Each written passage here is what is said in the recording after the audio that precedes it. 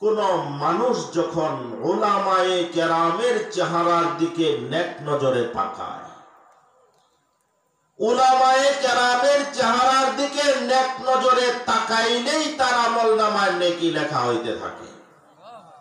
ইন্নাল উলামা ওয়ারাসাতুল আম্বিয়া ওয়া ইন্নাল আম্বিয়া লাম ইউয়ারিসু দিনারাও ওয়ালা দিরহামা ইন্নামা ওয়ারাসুল ইলম আও কামা ক্বালা আলাইহিস সালাতু ওয়াস সালাম। আল্লাহ হাবিব মুহাম্মদুর রাসূলুল্লাহ সাল্লাল্লাহু আলাইহি ওয়াসাল্লাম ইরশাদ করেন, উলামায়ে কেরাম নবীগণের ওয়ারিস, উত্তরাধিকারী।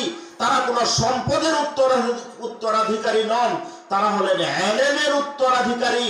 ওই উলামায়ে কেরামের চেহারার দিকে যদি কোনো বান্দা বান্দি নেক নজরে শুধু তাকায়, নবীর ওয়ারিস নেক নজরে তাকায়, তার আমলনামায় নেকি লেখা হইতে থাকে। আমাদের সমাজে এমন মানুষও পাওয়া যায় হঠাৎ হঠাৎ, এই এলাকায় হয়তো বা নাই, আলেমদেরকে দেখলেই গাটা একটু চুলকানি ওঠে। এই মোল্লা যাইতেছে, মুন্সি যাইতেছে, হুজুরটা যাইতেছে, এরাই দেশটারে খাইলো, কয় কি কয় না।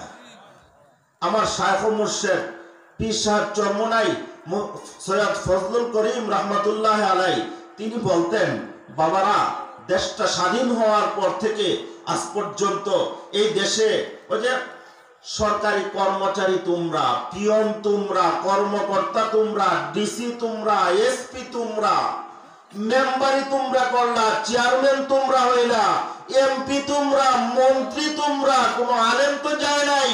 তাহলে এরপরেও যে দেশটাকে বারবার দুর্নীতিতে চ্যাম্পিয়ন বানাইছে, এটা কোনো আলেম বানায় নাই, তোমরাই বানাইছো। কথা ঠিক না বেঠিক? কোনো আলেম বানায় নাই। ওই যে 5 বার দেশটারে যারা দুর্নীতিতে চ্যাম্পিয়ন বানাইছিল, এরাও আবার স্বপ্ন দেখে ক্ষমতায় আসার। আমরা যদি বুকার রাজ্যে বাস না করি, তাহলে পরীক্ষিত দুর্নীতিবাজদেরকে আমরা ক্ষমতায় বসাইতে পারি না। কথা ঠিক কিনা বলে? পরীক্ষিত দুর্নীতিবাজ 5 তারিখের পরে যারা মানুষের সম্পদ লুণ্ঠন করছে, অদ্যাবধি পর্যন্ত মানুষের উপরে জুলুম নির্যাতন করছে, এরা তো পরীক্ষিত দুর্নীতিবাজ। এদেরকে ক্ষমতায় বসানোর কোনো মানে আসে না, কোনো প্রশ্ন আসে না। কথা ঠিক কিনা বলেন? এজন্য বুঝতে হবে, নিজেদেরকে সজাগ সচেতন হইতে হবে। আমরা তো আশা করি অনেক বড়, আশা করি অনেক সুন্দর, চাই আমরা সমাজটা সুন্দর হোক, পরিবেশটা সুন্দর হোক, দেশটা সুন্দর হোক, শোষণ মুক্ত, ওই যে দুর্নীতি মুক্ত একটা সমাজ গড়ুক, আমরা চাই। কিন্তু আমরা চাওয়া অনুযায়ী কাজ করি না। কথা ঠিক কিনা বলেন? আমার শায়খ মুর্শিদ পীর সাহেব চরমনাই বলতেন, কেউ যদি মাদার গাছ লাগায় আর ওই গাছ থেকে ফজলি আমের আশা করে, তাহলে মাদার গাছ থেকে কি কোনোদিন ফজলি আম পাওয়া যাবে? মাদার গাছ থেকে ফজলি আম পাওয়া যাবে না। ফজলি আম পাইতে হইলে ফজলি আমের গাছ লাগাইতে হবে, ফজলি আমের চারা লাগাইতে হবে, তাহলে ওই গাছ থেকে ফজলি আমের আশা করা যায়। সমাজে যে মানুষটা দুর্নীতিবাজ, মানুষের উপরে লাঠি ঘুরাইতে পারে, ওই যে অবৈধ সম্পদ কামাই করে যে অভ্যস্ত, সমাজে বড় সন্ত্রাসী, তাকে আমরা মেম্বারি দ্বারা এনে তাকেই ভোট দেই। ওইটারই ভোট দেওয়া লাগবো, দাপট আছে, দাপট তো এইটাই আছে, তোমার সম্পদ শোষণ করার মতো দাপট আছে, তোমার উপরে জুলুম করার মতো দাপট আছে।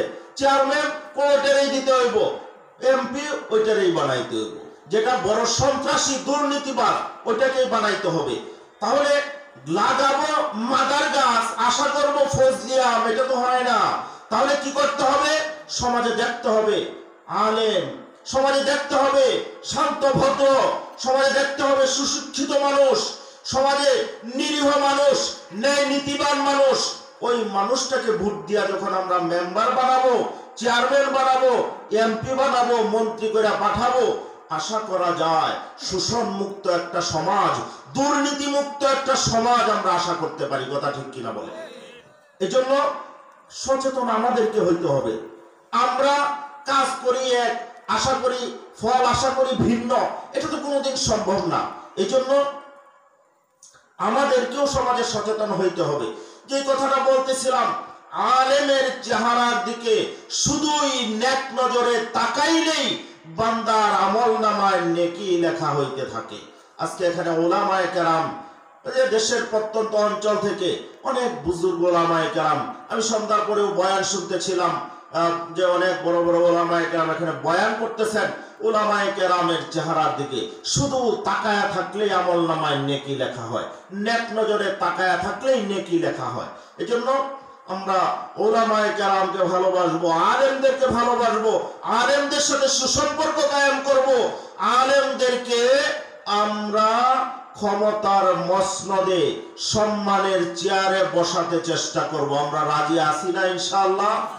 আমার তো জানা মতে মাওলানা সাইদুর রহমান সাহেব হাত পাখা প্রতীক নিয়ে একবার নির্বাচনও করেছিলেন। আবারও যদি সুযোগ হয়, যে অবস্থা অনুকূলে আসে, হয়তো বা নির্বাচন করবে, না হলে ভালো মানুষগুলো সমাজে নির্বাচন করবে। আমাদের ভালো মানুষগুলোকে ভোট দিয়া তাদেরকে ক্ষমতার চেয়ারে বসাইতে হবে যদি আমরা ভালো কিছু আশা করতে চাই। যদি দুর্নীতিমুক্ত সমাজ আমরা আশা করি, শোষণমুক্ত সমাজ যদি আমরা আশা করি, তাহলে ভালো মানুষদেরকে ক্ষমতায় বসাইতে হবে। আমি একটা আয়াতে কারিমা তিলাওয়াত করেছিলাম।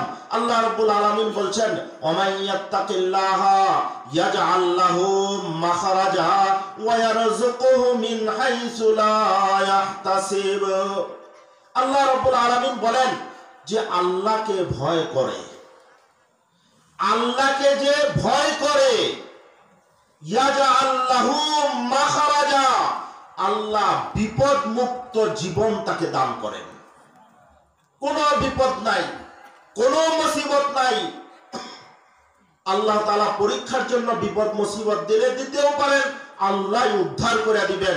কিন্তু বিষয়টা হলো আল্লাহর ভয় অন্তরে লালন করা লাগবে, আল্লাহর ভয় অন্তরে থাকা লাগবে। তো আল্লাহর ভয় কিভাবে আসে? আল্লাহর ভয় যদি কোনো বান্দার অন্তরে থাকে, তাহলে আল্লাহর হুকুম অমান্য করার দুঃসাহস তার দ্বারা হবে, ঘটবে। আল্লাহর হুকুম অমান্য করার সাহসী তার হবে না, আল্লাহর নাফরমানি করার দুঃসাহসী তার হবে না। আল্লাহকে যে ভয় করে সে অবশ্যই নামাজ পড়বে। কথা ঠিক কিনা বলেন? ওই যে আল্লাহকে ভয় করি, কোনো মানুষ বলে ওই যে আল্লাহকে ভয় করি, আল্লাহকে ডরাই। আল্লাহকে যদি তুমি সত্যিকারে ভয়ই করো, তাহলে আল্লাহ যে নামাজ পড়ার নির্দেশ দিচ্ছেন, তাহলে তুমি নামাজ ছাড়া কিভাবে চলো? আল্লাহরে ভয় পাই, আল্লাহরে বড় ডরাই। আল্লাহকে ভয় পাও, তাহলে তুমি রোজা ছাড়া কেমনে চলো? তুমি হজ ফরজ হয়েছে হজ না করে কেমনে চলো? যাকাত ফরজ হয়েছে যাকাত আদায় না করে কেমনে চলো? তুমি যদি আল্লাহকে ভয়ই করো, তাহলে তুমি অন্যের সম্পদ অন্যায়ভাবে কিভাবে আত্মসাৎ করো? তুমি যদি আল্লাহকে ভয়ই করো, তাহলে তুমি কি করে মদ পান করো? তুমি কি করে গাঞ্জা খাও? তুমি কি করে নেশা করো? তুমি কি করে জিনা ব্যভিচারে লিপ্ত হও? যদি তুমি সত্যিকারে আল্লাহকে ভয়ই করো। এজন্য আল্লাহ রাব্বুল আলামিন বলেন, ওয়া মান ইয়াত্তাকিল্লাহ ইয়াজআল লাহু মাখরাজা, যে আল্লাহকে ভয় করে আল্লাহ রাব্বুল আলামিন তার জন্য পথ মুক্ত করে দেন। আর ওয়ারযুকুহু মিন হাইসু লা ইয়াহতাসিব, আল্লাহ রাব্বুল আলামিন তাকে তার ধারণাতীত রিজিক তাকে দান করেন, যা সে চিন্তাও করে নাই, কল্পনাও করে নাই। এমন জায়গা থেকে রিজিকের ব্যবস্থা আল্লাহ রাব্বুল আলামিন